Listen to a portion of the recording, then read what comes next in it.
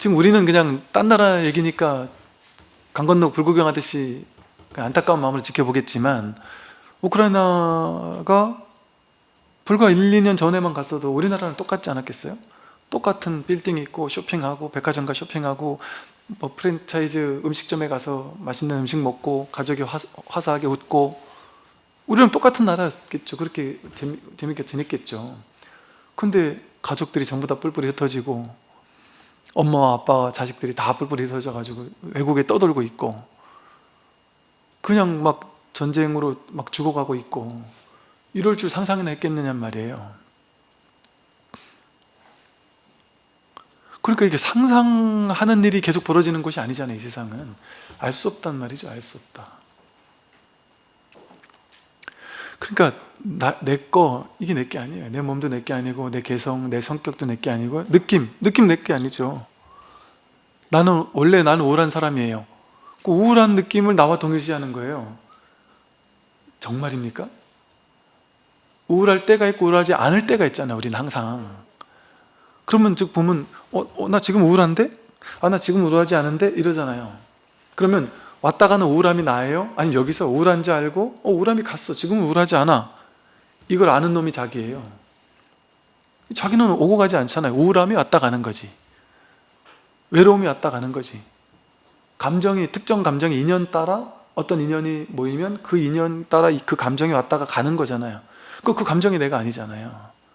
근데 그 감정이 반복된다고 해서 그게 납니까? 반복된다고 해서 내가 아니에요. 지속적인 우울증 안 납니까? 난다니까요. 날 수 있다니까요. 계속해서 변해가는 거예요. 근데 우리는 변해가는 감정을 가지고 자기라고 또 쥐고 있단 말이죠. 근데 그건 인연 따라 왔다 가는 거라 자기가 아니에요. 생각이 자기 같잖아요. 저는 가치관이 뚜렷합니다. 아니에요. 자기 가치관이라는 건 없어요. 진짜 내 생각, 내 말이 있습니까? 다 배운 거잖아요. 세상에서 누군가의 생각을 주워 들은 거잖아요. 수없이 많은 역사 속의 인물들의 생각들을 내가 딱 주워 들은 거잖아요. 그러니까 우리가 이제 법문을 듣다 보면 좀 약간 처음엔 이해가 안 되는 게 당연해요. 처음에는 너무 충격일 수도 있어요. 너무 이해가 안 될 수도 있고 막 화가 날 수도 있어요. 내 기존 고정관념을 완전 깨는 말을 하니까 나는 도저히 이해가 안 되니까 저 사람 좀 미친 거 아니야? 싶은 생각이 들 수도 있어요. 왜냐하면 모든 사람이 다 정답이라고 하는 것, 모든 사람이 다 이게 맞다라고 하는 것을 전면적으로 지 혼자 깨고 있으니까. 제가 이제 지난주인가 일요일회 때 지난주인가 말씀드린 게 이제 공자와 노자 중에 공자의 사상이 중국하고 우리나라에는 엄청난 영향을 미쳤거든요. 근데 공자의 사상 자체가 혈육, 효도 이런 걸 되게 중시 여기고, 또 정명론이라고 해서 어떤 성인들이 어떤 기준을 정해놔야 된다. 옳고 그른 틀을 딱 정해놔야 된다. 왜? 사람들은 다 어리석은 사람들이기 때문에, 부족한 사람들이기 때문에 지혜로운 사람, 성인이 부족한 사람들을 가르쳐야 된다. 학습시켜야 된다. 그래서 따라오게 만들어야 된다. 그래서 기준은 성인이 기준을 정해준다. 그러면 밑에 사람은 따라와야 된다. 그러니까 교육이 중요한 거거든요. 그리고 혈육이 중요하고. 근데 그건 공자 생각일 뿐이에요. 우리가 예를 들어 깨달음의 전통 속에서 공자를 깨달았다고 얘기하지 않아요. 그냥 철학자지 하나에. 그러니까 하다못해 예를 들면 노자는 오히려 깨달음의 안목이 있어요. 도덕경만 봐도. 노자는 어떻게 봤느냐? 노자나 붓다는 어떻게 봤느냐? 사람들이 본래 부족한 사람이니까 가르쳐야 된다 이런 얘기 안 했어요. 본래 이대로 완전하단 말이에요. 근데 분별을 해가지고 자기가 어리석은 중생인 걸로 착각하고 있는 거예요. 분별심이 자기를 어리석은 중생으로 착각하게 만들었던 거예요. 그러면서 그 분별심을 주인 삼아서 이게 진짜라고 꽉 믿고 있으니까 내가 괴로운 것도 실제인 줄 알고 오래오래 지금까지 살아온 거죠, 우리가. 그러니까 나는 부족하다, 나는 못났다라는 걸 진짜인 줄 알고 믿고 있었던 거예요. 이게 가장 큰 착각이라는 거예요. 착각만 깨주면 지금 이대로 완전하다는 거예요. 지금 여기서 우리는 내가 부족하니까 나는 공부도 더 해서 날 채워야 돼. 돈도 더 벌어서 부귀영화를 채워야 돼. 건강도 더 채워서 더 건강해져야 돼. 이런 식으로 끊임없이 내가 부족하다라는 개념이 있으니까 뭔가 자꾸 배우고 채워가지고 나를 완전하게 만들어야 된다고 생각하잖아요. 그러니까 끊임없이 뭔가 유의조작으로 나아가야 돼요. 이게 오랜 한국은 그 유교적 전통, 공자적인 어떤 이런 전통들이 너무 오랫동안 깔려 있단 말이에요. 그러니까 뭐 가족 간의 우애 이런 것을 최고로 치고, 그게 없다는 얘기가 아니고, 본래 나도 없는데 내 가족이 어디가 있겠어요. 그거는 그냥 이쪽 동아시아 이쪽에서 되게 중요시 여기던 어떤 사상적 조류예요. 어떤 혈육을 중시하던 것은. 그러니까 이제 사람들이 그 법륜 스님 증문즉설 듣다가 막 발끈하시는 분들이 계시더라고요. 예를 들어 법륜 스님이 이런 식으로 얘기를 하더구만요. 야, 이제 애들이 경제적으로 독립할 나이가 돼서 한 25쯤 돼가지고 경제적으로 독립할 때가 되면 그 남남이라 생각해야지, 그거를 언제까지 40, 50 돼가지고도 챙겨주고 자식 챙겨주고 그럴 필요가 없다. 완전 딱 정을 끊고 인연을 끊고 알아서 하도록 해야지, 그걸 언제까지 뭐 할 거냐, 이렇게 얘기를 하고, 또 저한테 어떤 상담하신 분들도 보면 30대, 40대, 50대가 됐는데도 아직까지 우리 가족들을 제가 다 챙겨야 돼서 하는데, 보니까 약간 요즘에 TV에 무슨 연예인 나오듯이 혼자서 그 가족 전체를 짊어지고 혼자가 너무 희생하면서 자기는 죽고 싶어서 자살 시도까지 막 해야 될 정도로 괴로워 죽겠는데, 번번한 직업 나밖에 없다고 모든 가족들이 쉽게 말해 사회 며느리 처지까지 다들 거기 그 사람 한 명한테 매달려가지고, 이 사람이 그 돈을 안 갖다 주면 이 사람을 거의 뭐 가스라이팅 비슷하게 해서 너 나쁜 놈이다, 어떻게 가족이 이럴 수 있냐 하고 막 하니까, 이 사람은 이걸 안 하고 제가 그 얘기도 기가 막혀서 딱 끊으라고. 지금 제가 뭐 이렇게 단호하게는 얘기 안 해요 보통은. 근데 너무 안타까워서 그냥 너무 안타까워서 제가 뭐 스님 이런 거 모르겠고, 그냥 만약에 내 형제 자매라면 난 이렇게 얘기했겠다. 그 막 딱 끊어버려라 그냥. 그때 충격을 받으면서 어떻게 그럴 수가 있죠? 어떻게 사랑 가득한 것을 가르쳐야 되는 스님이 나는 지금까지 사랑을 베풀었다고 생각했는데 나보고 어리석다고 하면서 그 사랑을 베풀지 못하게 하시나요? 엄청난 죄의식을 가지고 있더라고요. 그렇게 하면 큰일 나는 줄 안단 말이에요. 제가 어느 언젠가 어떤 노보살님이 저한테 그 얘기 하시더라고요. 스님이 그렇게 법문하지 않아도 저는 이미 깨달아가지고 이미 그렇게 하고 있었다라면서 그 얘기를 하더라니까요. 그 며느리 사위 보기를 나는 그 뭐라 했다? 동포 보듯이 한다고. 그래야 속 편하지, 저거 내 자식인데 내 며느리인데 나한테 왜 이거밖에 안 하나 생각하면 안 된다. 이게 괴롭다는 거 알아서 그냥 며느리는 내 동포다. 외국에서 동포 만나면 반갑잖아요. 한국 사람 만나면 반갑잖아요. 그런데 이 반가운데 우리 집까지 찾아와서 먹을 것까지 사들고 들어오면 너무 고마운 거지. 막 심심해 죽겠는데, 외로워 죽겠는데 왜 이렇게 오랜만에 왔어, 이런 말 할 필요가 없는 거죠. 동포인데, 이웃 동포인데. 그러니까 날마다 반갑더라는 거죠. 그 동포도 부담도 없고. 그러니까 그런 말이거든요. 그러면은 왜 법륜스님은 그런 식으로 냉정하게 말했을까요? 본래 인류 역사 속에서 그런 게 있었어요? 그런 제도가, 그런 가족 제도가 그렇게 세팅된 게 모든 나라에서 전부 다 그렇게 돼야 되는 게 법칙인가요? 어떤 나라는 일부 다처제, 어떤 나라는 일조다부제. 몽골 같은 데서는 자기 남편하고 애를 가지기가 어려워요. 딴 부족에서 누가 하나 여행 오면 그 사람하고 아내랑 동침을 시킨다 그래요. 같은 가족들끼리는 뭐 약간 유전자가 좀 안 좋을 수 있기 때문에 사회적 조건, 인연 따라 그 제도 같은 것도 바뀐단 말이에요. 그 옛날 부족 사회는 엄마가 누군지는 아는데 아빠는 모르는 게 당연했다는 거예요. 이게 어느 자식인지 모르니 그냥 집단적으로 사니까 눈 마주치면 그냥 뭐 이러니까 이게 엄마는 있는데 아빠는 없다는 거예요. 옛날 원시 사회에서는. 어떤 특정한 게 제가 옳다거나 그러다는 얘기를 하는 게 아니에요. 즉 이렇게까지 거슬러 올라가 보면 어때요? 사실은 고정된 실체적인 어떤 제도라는 게, 이게 올바른 제도라는 게 정해져 있습니까? 사회에 따라 다르잖아요. 제도에 따라 다르고 인연 따라 다르고 나라에 따라 다르잖아요. 그럼 그거는 고정된 것이 아니에요. 그러면 다른 나라의 어떤 특정한 제도를 보고 저 미개인 이럴 수 있냔 말이에요. 뭐 옛날 유럽 사람들이 우리나라 사람들 개고기 먹는 걸 보고 한국 놈들 저 미개인 이런다면서요. 그럴 수 있냔 말이에요. 그게 먹으라는 얘기가 아니고 또 먹지 말라는 얘기도 아니고. 말이 이상하네. 어떤 특정한 문화나 전통을 가지고 그걸 옳다거나 그르다라고 말할 수 있느냐 말이죠. 그건 그냥 인연 따라 조건 속에서 나온 것들이라서 그러니까 이 마음 공부는 뭐냐 하면요, 이 말 그대로 파사현정이에요. 삿된 것들 모든 분별을 깨뜨리는 거예요. 부처님 가르침 깔라마 경에 보면 뭐라 그러냐면, 오랫동안 내려오는 전통이라고 해서 맹목적으로 무조건 따르지 말고, 영향력이 있는 사람이 하는 말이라고 해서 무조건 따르지 말고, 뭐 논리적으로 옳다고 해서 무조건 따르지 말고, 뭐 이런 식의 얘기들이 나온단 말이에요. 자기 스스로 이게 정말인지를 있는 그대로 보아서, 자기 스스로 냉정하게 보라는 거예요. 정견에서 보아서 그게 정말 확실하다고 스스로 체험됐을 때 그때 그것을 진리로 믿어라, 이런 식의 말이 나오거든요. 그러니까 이 불교는 처음에 어려운 이유는 너무 당연하다고 얘기했던 고정관념을 왕창 깨버린 자리에서 설명을 해버리니까 이걸 깨지 못한 사람한테는 이해가 안 되는 거죠. 이거 깨지 못한 사람한테는 이해가 안 되는 거예요. 왜? 기준이 다르니까. 나는 이 토대, 이 기준 위에서, 이게 옳고 그른 위에서 얘기하는데 저 사람은 그 모든 토대가 없어요. 기준이 없단 말이에요. 기준을 정해놓으면 기준에 따라서 옳다 그르다를 명확히 구분할 수 있잖아요. 그러면 바보 같은 헛똑똑이가 돼요.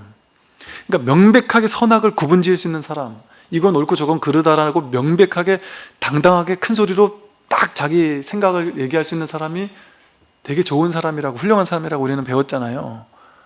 그게 어리석음이에요. 그게 노자나 붓다의 가르침에서 봤을 때는 왜 그 사람은 왜 그렇게 선명하게 옳다 그르다를 말할 수 있는지 아세요? 실제 진실은 옳은 것도 없고 그런 것도 없어요. 세상에는 사실은 인연 따라 상대적으로 옳거나 상대적으로 그럴 수밖에 없잖아요, 원래가 진실은. 그런데 자기 기준을 딱 세우는 사람은 그 기준이 명확하니까, 자기는 기준에 따라서 이게 옳은지 그른지가 명확히 보이는 거예요. 그러니까 자기는 이 기준이 맞다고 하는 견해를 집착하고 있으니까 이 집착하는 견해에 따라서 너는 틀렸고 넌 맞아, 이렇게 명백하게 얘기하는 거예요.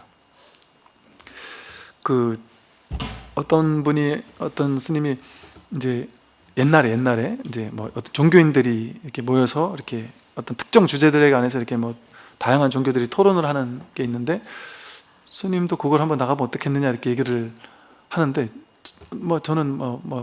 저도 그 프로를 몇 번 봤단 말이에요.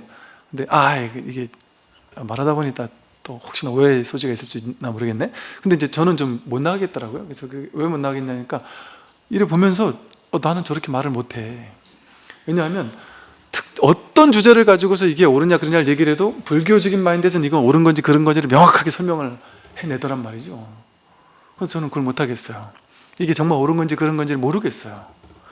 모르겠는데 계속 모르겠다고만 하면 불교 욕먹을 거 아니에요. 제가 그래서 저만 옳다는 얘기를 하는 게 아니에요. 그런데 이거 질문을 한번 던져보자는 거예요. 정말 어떤 특정한 견해에 절대적으로 옳거나 절대적으로 그르다라고 불교의 주장은 뭐냐 하고 하면은 딱 찍어 얘기할 수 있을까요? 동성끼리 좋아하는 게 옳으냐 그르냐를 불교적인 견해가 뭔지 옳은지 그른지를 답을 내십시오 하면 얘기할 수 있을까요? 예를 들어 온갖 예민한 주제들 있잖아요. 그런 것을 불교적인 결론을 내주십시오. 옳은지 그른지, 이건 선입니까 악입니까? 선인지 악인지를 결론을 nem과 동시에 그건 폭력이 돼버려요. 그 기준은 옳다라는 기준을 세우게 되는 거고, 그 기준을 세우게 되면 그 기준에 맞지 않는 사람들은 삿된 게 돼버리거든요. 그럼 옳음과 삿된 것이 싸우게 되고 경쟁하게 되고, 그게 종교에서 내 종교가 절대적으로 옳다고 절대성을 부여해버리면, 이게 명확한 기준이야, 진리의 기준이라고 이걸 딱 내세워버리면 이 기준에 맞지 않으면 전부 다 적이 되어서 죽여도 되는 게 돼서 종교 전쟁이 일어난단 말이에요. 역사 속에서 있었듯이. 근데 중도라는 것은 그 전체를 보는 거예요. 양변을 아울러 함께 보는 거예요. 노자에서도 유무상생이라고 그러나? 유와 무, 있다라거나 없다라는 것, 크다거나 작다라는 것, 옳다거나 그르다라는 것이 절대적으로 옳거나 절대적으로 틀릴 수는 없는 거예요. 옳은 것에 상대해서 임시적으로 그런 것이 있을 수 있고, 그런 것에 상대해서 임시적으로 옳은 것이 있을 수 있는 그 양변을 아울러서 통찰하는 지혜에서는 이걸 선택하면서도 어떤 한쪽에 치우치지 않고 집착하지 않게 되는 진정한 중도의 어떤 실천이 가능해지거든요. 그럼 중도를 실천하는 사람은 명확하게 딱 두부로 가르듯이 이건 옳은 거 저건 틀린 거, 나는 이 편 난 저 편, 이쪽은 선 저쪽은 악, 이렇게 얘기하지 않아요. 영화 보면은 여러분 저 우리나라 영화들이 이렇게 막 세계적으로 받으면서 하는 얘기가 그런 얘기가 있대요. 그 감독의 영화가 이렇게 인정받았던 게 이런 특징이 있었다는 거예요. 세상의 모든 영화나 드라마는 선악이 분명했다는 거예요. 선과 악으로 딱 나누어서 내 편, 네 편이 명확했다는 거예요. 캐릭터를 보면 이 사람은 좋은 사람, 착한 사람이 명확하게 나왔다는 거예요. 그런데 우리나라 드라마나 영화에서 보면은 그런 걸 붕괴시켜버리는 그런 신기한 시도들이 일어난다는 거죠. 근데 여러분은 선입니까? 악입니까? 그거를 명백하게 나눌 수 있나요? 나눌 수 없죠. 나도 나쁜 측면이 분명히 있어요. 누군가를 힘들게 만드는 측면이 있어요. 누군가에게는 악인 측면도 있을 수 있어요. 살다 보면. 또 내가 의도하지 않았고 나는 그런 의도가 아니었는데 상대방이 나를 나쁜 놈으로 몰아붙였을 수도 있고요. 심지어는 나는 그냥 순수하고 그냥 착한 사람이고 아무 의도가 없는데 내가 그냥 하는 것마다 잘해요. 예를 들어 너무 능력이 있어요. 그러면 너무 과하게 능력이 있으면 그 동기들이 질투를 해가지고 속으로 미워할 수도 있어요. 여러분처럼 이게 너무 미모가 쭈쭈하신 분들은 어릴 때 끌려가서 당해보잖아요. 오공주 뭐 이런 칠공주 이런 사람들은 그 칠공주 뭐 이렇게 그런 게 나오면서 막 왜 당하겠어요? 난 아무 잘못도 안 했지만 누군가는 그게 판단의 대상이 될 수 있단 말이죠. 이렇게 절대적으로 옳거나 그르다라는 무언가로 이렇게 얘기를 할 수 없습니다. 절대적으로 옳다라거나 그렇다라는 기준을 딱 세운다는 건 그 기준에 집착한다는 거잖아요. 그러니까 정신적으로도 기준을 내세워서 집착하면 어리석게 되는 거예요. 괴로워져요. 그 기준에 따라 해야 되는데 기준에 따라 안 될 수 있거든요. 세상은 기준 따라 안 되면 괴로워져요. 근데 기준이 없는 사람은 어떨까요? 자유로워요. 집착하는 게 없는 사람은 어떨까요? 집착하는 이유는 내가 옳다는 생각이 있으니까 옳다는 생각에 집착하는 거잖아요. 근데 이게 옳은지 정말 알 수 있어요? 100% 알 수 있습니까? 정말 옳은지 100% 알 수 없죠? 100% 알 수 없어요. 이거 안다고 여기면 그건 진짜 어리석은 사람이에요. 사실은 이것도 기준을 세우는 거거든요. 옳다거나 그르다, 안다거나 모른다 이렇게. 근데 신기하잖아요. 세용지 말한 말처럼 난 이렇게 되길 너무 바랬는데 그렇게 안 돼서 너무 괴로웠는데 나중에 보니까 이게 나를 돕는 일이었다. 나는 그 회사에서 잘려가지고 정말 서글프고 괴로웠는데 나중에 알고 보니까 다른 회사 내가 차려가지고 더 잘 될 인연이어서 그런 일이 있었던 것이다. 뭐 애플 뭐 창업한 사람이 그 전에 큰 회사에서 뭐 대표까지 하다가 잘렸대잖아요. 잘려가지고 분노하며 나오지 않았겠어요? 거기서 잘리지 않았으면 어떻게 이런 회사를 만들 수 있었겠어요? 기존의 틀에서는 그 틀 이미 조직이 하나 만들어지잖아요. 그럼 그 조직이 하나 만들어지면 그 조직은 한 사람이 못 바꿔요. 왜? 그 조직 전체의 어떤 룰이 정해지게 돼 있어요. 그 조직 전체를 움직여가는 어떤 그 틀, 형식, 기준 이런 것들이 이렇게 만들어지게 돼 있어요. 저절로. 그럼 그것은 그러니까 세술은 세부대에 담는단 말도 그런 거거든요. 제로에서 시작해야 되는 거예요. 안 그러면 기존 걸 깨뜨리기는 쉽지 않단 말이에요. 그 어려운 거를 지금 우리는 하려고 하는 게 이 마음 공부예요. 그러니까 지금까지 우리는 모든 고정관념, 뭐 기준, 집착하는 것들 이런 것들을 딱 정해놓고는 그것대로 되면 행복인데 그것대로 안 되면 괴로움이다 이렇게 살았어요. 모든 것을 정신적, 물질적 모든 것 아까 말했듯이 몸, 느낌, 생각, 의지, 의식 내가 원하는 대로 돼야 된다. 안 되면 괴롭다 생각했고 또 정신적인 어떤 기준을 만들어 놓고 내 인생은 이렇게 돼야 돼 하고 이걸 옳다고 느끼고 그렇게 안 되면 괴롭다 이랬는데 사실은 그게 아니라 그랬죠. 어떤 일이 벌어져야지 더 좋은 일인지를 몰라요 우리는. 그러니까 여러분은 지금 그러니까 지금까지 착각하고 살아왔죠. 지금까지 나는 건강해야 되는 줄 알았어요. 건강해야 되면 안 돼요. 지금 같아야 돼요. 왜? 건강해야 된다는 건 내 생각이잖아요. 내 생각이잖아요. 제가 한 어떤 분은 건강해야 되는데 이분이 갑자기 초기 암이 발병해가지고 병원에 가서 수술할 때만 해도 세상을 원망하면서 내가 착하게 살았는데 어떻게 나한테 이런 일이 벌어질 수 있느냐 하고 막 신을 원망하고 부처를 원망하고 나같이 착한 사람이 어떻게 저렇게 내 친구 중에 나쁜 놈 사기치는 놈도 건강한데 저렇게 술 담배 쩔어 사는 친구도 건강한데 나같이 이렇게 잘 사는 사람이 왜 이런 일이 벌어졌냐면서 세상을 원망했거든요. 근데 그 수술을 계기로 몸을 정말 잘 챙기시고 운동하고 그래가지고 지금 벌써 10몇 년이 지났는데 엄청 건강하게 살고 계시면서 그때 그 병이 나를 살렸다. 그러지 않았으면 난 지금까지 계속 술, 담배, 뭐 불규칙한 식생활에 쩌들어 살았을 것이다. 그게 나를 도왔다 했단 말이에요. 그러니까 알 수 없는 거죠. 근데 우리는 안다 생각하니까 내 자식 어느 정도 대학을 가야 되고 어느 회사에 취직해야 되고 이번에 진급에 반드시 돼야 된다라고 믿고 있죠. 그렇게 돼야 되는 게 아닌 거예요. 모르는 거예요. 내 며느리는 나한테 적어도 한 달에 한 번은 찾아와야 되고 일주일에 몇 번은 뭐 전화를 해야 되고 내가 반찬 해들고 들어가면은 이렇게 반갑게 맞아줘야 되고 비밀번호는 100% 무조건 알려줘야 되고 내가 반찬을 갖다 넣어주는데도 불구하고 나를 못마땅하는 건 정말 좀 미친 거 아니야? 뭐 이런 생각을 하고 내 생각에선 그게 맞죠. 내가 늘 도와주는데 닌 지금 좀 미친 거 아니야? 이렇게 생각한단 말이에요. 내가 널 도와주는데 이런단 말이야. 근데 어떤 요즘 MZ세대들은 그런다는 거죠. 누가 도와달라 했어요? 저는 그 몸에 좋은 어머님이 직접 농사 지신 것보다 길 앞에서 반찬집에서 사 먹는 게 좋아요. 이런다는 거죠, 요새는. 그럼 이게 부모님들 입장에서는 충격이고 이해가 안 되는 거예요. 저런 못된 놈이 있나. 서자 그렇더라도 어떻게 저렇게 말할 수가 있나 이런다는 거죠. 내 기준에는 전혀 안 맞아도 그거를 나는 맞고 쟤는 틀렸어 이렇게 쟤는 나쁜 사람 이렇게 볼 것이 아니라 몰라, 모른다. 나는 그게 옳았지만 지금 저희한테는 그게 안 옳거나 그럴 수 있나 보구나. 이런 관점은 집착이 없는 거죠. 내가 옳다라는 생각을 내려놓은 기준인 거죠. 기준이 없는 거예요. 물론 젊은 사람들도 마찬가지예요. 무조건 나이 드신 분들 보고서는 무조건 꼰대래요, 그냥. 저도 제가 군에 있을 때 우리 젊은 친구들 입장에서 보기엔 제가 꼰대죠. 뭐 말을 못 하겠어요, 꼰대라고 하니까. 그런단 말이죠.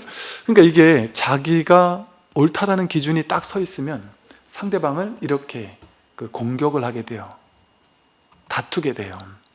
그런데 알 수 없음이 진실입니다.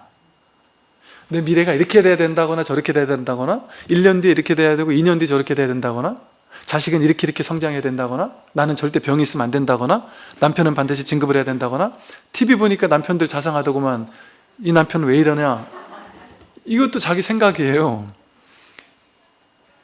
그 자상한 남편이 나에게 있으면 큰일 나요. 지금 이 남편이 나에게 있어야 되는 거예요. 그게 진실 아닙니까?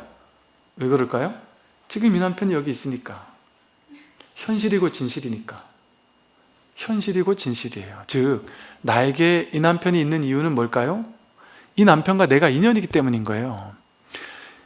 이 인연이 그것 때문에 난 괴로운데요. 그 괴로움을 통해서 서로가 괴로운 업장을 소멸하고 서로가 성장하고 그러기 위한 가장 최적의 조건을 만들어내는 게 연기법이 하는 일이에요. 그걸 보고 법계라 그래요. 사람 생각대로 움직여지는 세계가 아니라 완벽한 진리가 그대로 구현된 것을 법의 세계라고 해서 법계라 그래요. 그러니까 즉 우리는 지금 내 생각을 믿는 걸 통해서 분별을 믿는 걸 통해서 내 인생은 이렇게 돼야 돼 저렇게 돼야 돼. 그런데 왜 이거밖에 안 돼? 나는 돈을 더 벌어야 되는데 왜 이거밖에 못 벌어? 나는 좀 더 젊어야 되는데 왜 자꾸 주름이 생겨? 뭐 이런 거 있잖아요.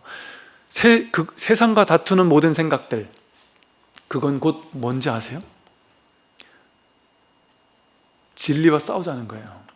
진리보다 내 생각이 더 옳다라는 걸 고집하는 거예요. 부처님과 대적하자는 거예요. 부처님과 싸우자는 거예요. 그러니까 이게 얼마나 아이러니해요? 부처님 전에 가가지고 기도를 하면서 부처님 가르치는 공부하러 절에 와가지고 부처님한테 이렇게 하면서 속마음은 뭐냐면 부처님 이번 내 남편 진급, 아들 대학 합격, 내 몸 건강 아셨죠?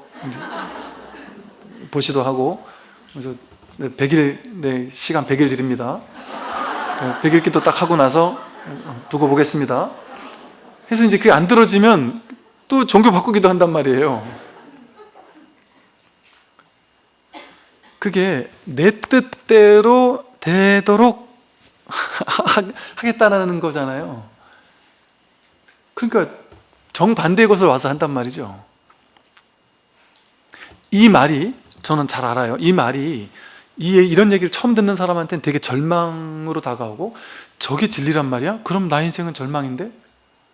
싶고 이럴 수 있어요. 그런데 이걸 한 발 더 나아가서 이거에 대한 어떤 진실을 좀 열린 마음으로 공부를 해보고 나면 정말 자유로움이 여기서 깃들어요. 이런 얘기가 너무 자유롭고 너무너무 감동적이고 듣기 좋은 소리가 돼요. 그러면서 쉬게 돼요. 이렇게 되면 어떻습니까? 이렇게 되면 우리 삶이 어떻게 바뀔까요? 지금까지는 내가 내 뜻대로 이렇게 돼야 돼. 내 인생에 어마어마한 기준이 많았잖아요. 내 몸은 얼만큼 건강해야 되고, 자식은 나한테 어떻게 해야 되고, 남편은 나한테 어떻게 해야 되고, 주변 사람은 나한테 어떻게 해야 되고, 길거리 다니는 사람이 나를 째려보면 안 되고, 뭐 절에 가면 스님이 뭐 어떻게 해야 되고, 모든 기준을 다 세워놨어요. 유튜브를 보다가도 뭐 댓글로 내 마음에 들고 안 되고, 이건 이래야 되고, 저 정치는 이렇게 해야 되고, 대통령은 이렇게 해야 되고, 모든 걸 막 다 자기 머릿속에 정해놨단 말이에요. 기준을 정해놓고 그거를 세상 모두에게 맞추라고 한단 말이에요. 그럼 세상에 맞추겠습니까? 월드컵에 이겨야 된다. 내가 정한 기준을 집착하면, 아니 저는 월드컵에 진 것 때문에 막 울고불고 하는 사람을 봤다니까요. 그래서 사람이 저럴 수도 있구나. 월드컵은 진짜 나랑 관계가 없는데도 불구하고 정말 뭐 집안에 뭐 초상났나 싶을 정도로 우는 걸 보고서는 사람은 사람의 분별이라는 건 이렇게 신기한 거구나. 아무것도 아닌 게. 아니 그래서 물어봤죠. 혹시나 거사님 그 월드컵에 뭐 돈을 투자하셨어요? 아니면은 뭐 이게 잘 되면 거사님의 회사에 더 도움되는 게 뭐가 있어요? 아무것도 없대요. 기분 좋은 거예요. 근데 그거 누가 만들었냔 말이죠. 자기가 생각으로 만들었어요. 이거는 오만함 아닙니까? 어리석음 아닙니까? 어떻게 세상을, 심지어는 비가 와야 돼, 날씨가 좋아야 돼를 원해요. 그럼 내가 원하는 게 말이 됩니까? 그 지가 올 때가 되면 지가 알아서 오는 거지. 그걸 내가 어떻게 해요? 못해요. 내가 하는 게 아니에요. 그러나 그렇다고 해서 그런 마음도 내지 말라는 게 아니라고 했죠. 뭐든지 마음을 내도 좋다. 비가 안 왔으면 좋겠다. 나는 좀 더 성공했으면 좋겠다. 남편 나한테 더 잘했으면 좋겠다. 다 해도 좋다. 뭐만 없으면, 지평만 없으면. 그게 응무소주 이생기심이에요. 그러면 여러분, 지금 제가 하는 말은 요만한 윤리 도덕적 규약을 설명드린 게 아니죠. 이 사실을 정말 내가 가슴을 열고 확 받아들였다면, 이걸 아직도 계산하고 있으면 저 스님 저 말이 맞을까? 저게 맞나 틀리나 자꾸 계산하고 있다면 이게 확 와닿진 않을 거예요. 그럴 수도 있겠다. 새로운 저럴 수도 있나 이럴 거예요. 근데 이걸 가슴을 활짝 열고 확 받아들이는 마음이면 어떤 마음이 될까요? 지금 여기서 여러분 나이만큼 살아왔던 삶의 방식이 지금 여기서 뚝 끊기겠죠. 훅 쉬지 않겠어요? 쉴 수 있지 않겠습니까? 왜? 여러분들이 여태까지 단 한 번도 쉬지 않고 무언가를 향해 달려갔잖아요. 돈을 향해 달려가고, 명예를 향해 달려가고, 어떤 원하는 것을 향해서 달려가느라고 바빴잖아요. 정신없이 바빴잖아요. 쉴 수 없었잖아요. 그런데 이제 비로소 쉴 수 있게 된 거예요. 그 모든 것을 완전히 부처님께 내맡기고, 진리에 내맡기고. 왜? 그 진리가 자기거든요. 이 몸이 내가 아니라 이 우주법계 삼천 대천세계 전체가 자기예요. 전체가 통으로 하나, 이게 정말 진실한 자기거든요. 이 법은 법대로 살아야, 여법하게 살아야 된다 하잖아요. 덥답게 여법하게 법 따라 살아야지. 내 아상 아집 이걸로 살면 괴로운 거예요. 근데 지금까지 우리는 아상 아집으로 살았잖아요. 내 생각대로 돼야 된다는 생각으로 살았잖아요. 그러니까 괴로웠던 거예요. 스님, 그래도 저는 더 건강하고 싶은데요? 전 죽기 싫은데요? 그걸 포기해야 된단 말이에요. 왜? 그걸 포기해야 되는 게 아니에요. 원래가 그래요. 원래가 100% 죽어요. 100% 늙어요. 그냥, 그런데 그건 괴로운 게 아니에요. 왜? 이게 나면은 그게 괴로움이죠. 이 전체가 나라니까요. 이 소리가 이렇게 생겼다 사라졌잖아요. 이게 사라지면 괴롭습니까? 인연따라 생길 때는 행복한데 이게 사라지니까 괴롭지 않잖아요. 이게 뭐 의미가 있어요? 아무것도 없어요. 그냥 생겼다 사라지고 끝이에요. 근데 사라졌다고 괴로워하지 않잖아요. 곡하지도 않고 얘가 다음 생에 어디 갔나 찾지도 않잖아요. 여러분 몸과 마음이 이거랑 똑같다니까요. 그냥 이거예요. 죽음을 두려워할 필요가 없는 게, 죽음은 뭐 매일 밤 죽고 있잖아요. 우리 꿈도 깊은 잠에 빠져 있을 때 내가 있습니까? 내가 있다는 생각이 없어요. 아침에 눈 뜰 때 거기서 태어나는 거고, 여러분 눈 딱 뜨면서 지금 눈앞에서 자신의 인생 전체가 만들어지고 있어요. 이 삼천 대천세계가 지금 여기서 내가 창조주, 조물주고란 말이에요. 내가 지금 여기서 내 눈앞에서 지금 나의 세상을 내가 여기서 지금 만들어내고 있어요. 일시에 몰록 문득 만들어내고 있단 말이에요. 내가 하는 거예요. 그러니까 이걸 누가 쉴 수 있어요? 내가 쉴 수 있어요. 여기서 문득 쉬어지는 거예요. 그러면서 내가 사는 삶이 이제 무너져 내리고, 아상 본의의 삶이 무너져 내리고 법이 살아가는 거예요. 법이. 여러분, 이제 이 사실을 깨달은 스님들은 이걸 깨달은 거예요.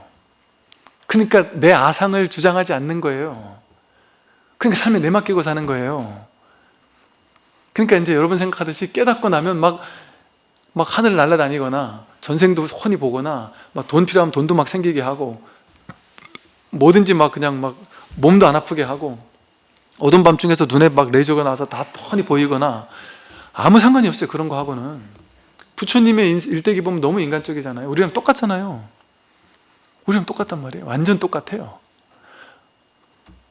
조주 스님의 12시가 같은 거 보면, 조주 스님, 그 조주 고불이라고 불리는, 옛 부처라고 불리는 스님이 돈 한 푼 없어가지고 동네에서 그 허름한 절에서 살면서 돈 한 푼 없어가지고 막 고생하면서 산단 말이에요. 그게 도인이에요. 그게 도인. 즉 여러분들이 지금 만약에 깨닫는다면 어떻게 살까요? 이렇게 살아요. 지금까지 살던 대로. 그런데 뭐만 없어졌을까요? 내 생각으로 이렇게 살아야 돼, 저렇게 살아야 돼, 기준 세우고 집착하고 그런 것만 사라져요. 그러니까 완전 푹 쉬는 거죠. 푹 쉬어도 될 게 다 된단 말이에요. 저절로 이루어진단 말이에요. 저절로 이루어지고 있어요, 삶은. 그럼 아무것도 안 하고 게으러지지 않을까요? 해보세요. 그렇게 되나? 배고프면 뭐라도 해 먹어야 돼요. 움직여야 돼요. 배고프면 뭐라도 사러 나가야 되는데, 사러 나가려면 주머니 돈이 있어야 되는데 돈이 없으면 직장을 갖게 된다니까요. 저절로 일을 하게 된다니까요. 그러니까 이 사법계라는 현실은 현실이고, 현실로 온전하고, 진리의 세계는 진리의 세계대로 온전하다. 그러나 그것이 둘이 아니지만, 이렇게 말하는 이유가 있어요. 현실은 현실대로 최선을 다해 살게 돼요. 막 살지 않아요. 정말 열정적으로 살아요. 뒤끝 없이 열정적으로 살아요. 집착 없이 사는 사람이 가장 열정이 넘칩니다. 두려움 없는 집착이 있을 때 사람이 가장 에너지가 넘쳐요. 밤을 새도 지치질 않아요. 여러분 그런 거 있을 거예요. 내가 막 정말 좋아서 하는 일, 남들이 이거 해 저거 해가지고 하기 싫은데 죽도록 하면 너무 빨리 지치고 힘들어 죽겠잖아요. 근데 내가 그냥 내 가슴 뛰는 열정으로 뭔가를 막 하면 밤을 새도 하나도 안 지쳐요. 그렇게 된다니까요. 몸과 마음은 완전히 쉬어버렸는데 모든 일을 다 해요. 다 해요. 그래서 완전히 푹 쉬어버렸는데 못하는 일이 아무것도 없어요. 항사, 묘용, 모든 작용을 다 잊게 된다, 이렇게 표현을 하거든요. 그러니까 여러분은 내가 깨닫고 나면 그냥 가만히 있으면서 막 쥐죽은 듯이 그냥 맨날 명상만 하면서 벽만 쳐다보고 있지 않을까? 그렇게 해야 안 된다니까요. 그냥 완전히 쉬게 되는 거예요. 쉬게 되는데 이제부터는 꿈을 즐기며 살아요. 이 삶을 사는 게 이제 재밌는 놀이가 돼요. 이 놀이터에서 그냥 자기라는 어떤 이 개성 캐릭터? 이걸 가지고 노는 거예요. 그냥 재밌게. 늙어가는 거를 즐기면서 누리면서 몸이 아파가는 걸 이렇게 느끼고 만끽하면서 아무 문제가 없는 거예요. 거기다 속삭임, 이래가지고 내가 이러다 죽는 거 아니야 하는 그런 속삭임 없이 모든 것을 그대로 받아들이면서 완전 자유롭게 산단 말이에요. 그럼 한 세상 푹 쉬게 되는 거예요. 그렇게 되면 분별이 훅 쉬게 된단 말이에요. 분별이 훅 쉬게 된단 말이죠. 그게 분별의 대표가 바로 이게 이 분별심, 둘로 나누는 분별심의 첫 번째가 취하려고 하는 집착심이거든요. 두 번째가 내 뜻대로, 내 기준대로 내 뜻대로 안 됐을 때 막 화가 나는 마음, 진심, 화나는 마음, 썩내는 마음이고요. 그리고 세 번째가 그런 마음을 내는 것 자체가 바로 어리석음, 치심이죠. 이게 탐진치 삼독이거든요. 그래서 이 분별심이 첫 번째로 뭘로 나오느냐? 집착으로 나온단 말이에요. 그 우리 모든 이 첫 번째 이 삼독심 가운데 첫 번째 집착, 이것 때문에 평생을 괴로운 거예요. 자기가 만들어낸 집착이 자기를 갉아먹는 줄 모르고 자기는 끝까지 그 집착한 대로, 원하는 대로 이루고 달성하느라고 달려가는 삶을 사는 것만이 최고의 인생 가치인 줄 알아요. 쉬는 거는 죄의식을 느껴요. 쉬면 안 되는 것 같아서, 뒤처지는 것 같고, 죄 짓는 것 같아서. 쉬는 것이야말로 내가 부처와 하나 되는 길이에요. 진정으로 쉬는 것. 진정으로 쉬었을 때 움직임과 활동은 둘이 아니거든요. 완전히 쉬어버렸는데 겉으로는 모든 걸 다 움직인단 말이에요. 그 쉰 자리에서, 정멸의 자리에서 모든 걸 다 자제하게 활용할 수 있단 말이죠. 그러니까 겉으로 봤을 때는 똑같이 일을 모든 걸 다 하니까 남들이 보면 모르죠. 그 사람 내면이 어떤지를 알 수 없어요. 이건 잔해증이라고 그래요. 자기 내면에서 확인되는 경계란 말이죠. 자기는 한 세상 푹 쉬었단 말이에요. 집착이 확 내려놨단 말이에요. 분별이 없어요.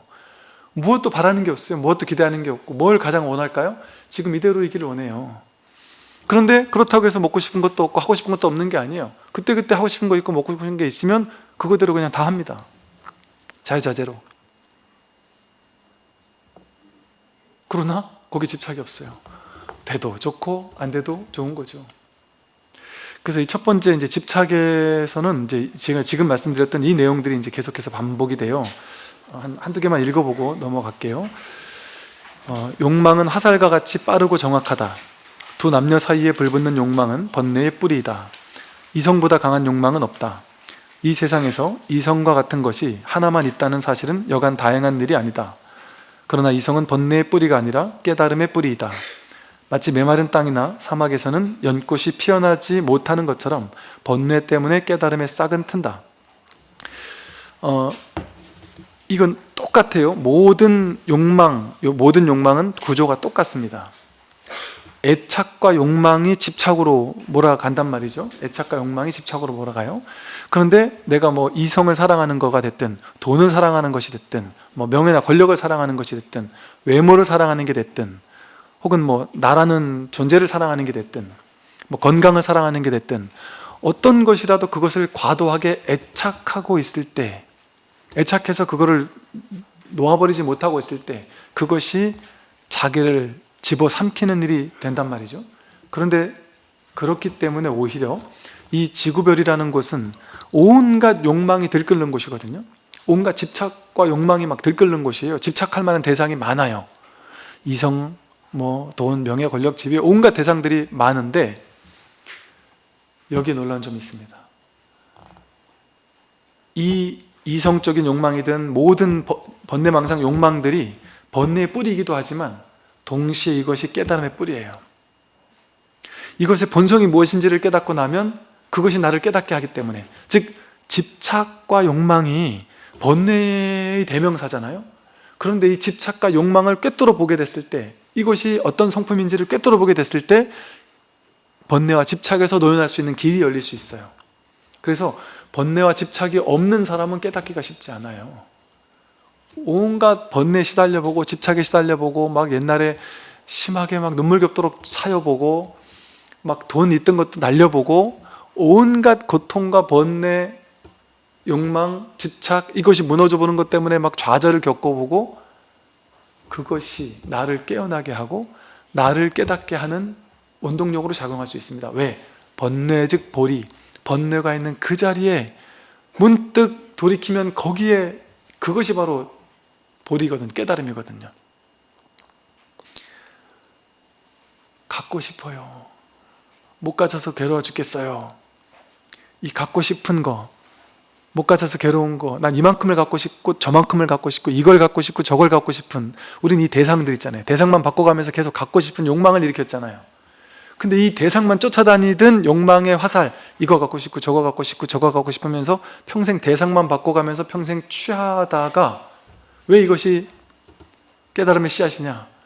이 대상만 바꾸면서 모양을 취하는 삶을 살다가 문득 회광반조해서 이걸 갖고 싶어하는 이놈, 이걸 취하고 싶어하는 이놈이 누군지를 한번 확인하는 거예요. 그래서 이 첫 번째 자리, 두 번째 자리 따라가서 이걸 갖고 싶고 저걸 갖고 싶고 하는 이 모양, 이미지, 개념에 따라가는 게 아니라 그 마음이 나온 이 자리, 갖고 싶어요, 집착하고 싶어요 하는 이 마음이 부처라니까요. 거기에 그대로 이 마음에 따로 떨어져서 이거를 없앤 다음에 부처가 되는 게 아니고, 집착을 다 없애버린 다음에, 싸워 이겨서 집착과 싸워 이긴 다음에 부처가 되는 게 아니란 말이죠. 집착하는 그것이, 나와 집착하는 것이 둘이 아니고 그것의 본성에 공하다라는 것을 문득 돌이켜 보게 되면 그 자리에서 그게 바로 깨달음이구나. 그래서 우리에게 있는 무수히 많은 괴로움들은 고마운 경계들이에요. 그래서 인간계를 그래서 고해바다라고 하죠. 괴로움이 있으니까 거기서 벗어날 수 있는 가능성이 있는 곳이 바로 인간계예요. 그래서 메마른 땅이나 사막에서는 연꽃이 피어나지 않듯이, 진흙 속에서 연꽃이 피어나듯이 괴로움 속에서 깨어남이 피어납니다. 괴로움 속에서 번뇌 때문에 깨달음이 싹 틉니다. 그리고 이제 그 다음 얘기가 오늘 얘기했던 거에 이제 드러낸 얘기인데요. 자신의 소유가 아닌 것은 집착하지 말고 버려라. 내 것이 아닌 것을 모두 버릴 때 세상을 소유할 수 있다. 만약 어떤 이가 뒷동산에 있는 나뭇잎을 가지고 간다고 했을 때 왜 나뭇잎을 가졌느냐고 싸우겠는가? 수행하는 사람들도 그와 같아서 자기 소유가 아닌 물건에 대해서는 애착을 버려야 하니 버릴 것을 버릴 수 있어야 마음이 평온하다. 이런 식으로 이제 이 아함경이나 이런 쉬운 경전들에서는 자기가 가지고 있는 것들에 대한 집착을 내려놓도록 다 이끌고 있어요. 쉽게 이렇게 접근을 한단 말이죠. 그래서 오늘 이제 했던 그 집착에 대한 전반적인 이야기를 이게 다 와닿지 않았다면 나중에 우리 또 이걸 그대로 헬로부터 TV에서 올려드리니까 한번 좀 다시 들어보시면서 이게 진짜 가슴을 열고 확 와닿게 되면 오늘을 기점으로 인생이 확 바뀌어버려요. 내 인생에 취하고자 달려오던 삶이 문득 멈추게 된단 말이에요. 그러면서 이제는 야 정말 삶이 즐거워져요. 유유자적해지고, 그러면서도 현실은 열심히 살면서도 놀이같이 바뀔 수 있어요. 무엇도 취하지 않으니까, 무엇도 바라지 않으니까 항상 좋은 거예요. 날마다 좋은 날이 되는 거예요. 매 순간이 좋은 날이 되고. 오늘 여기까지 말씀드리겠습니다. 수고하십시오.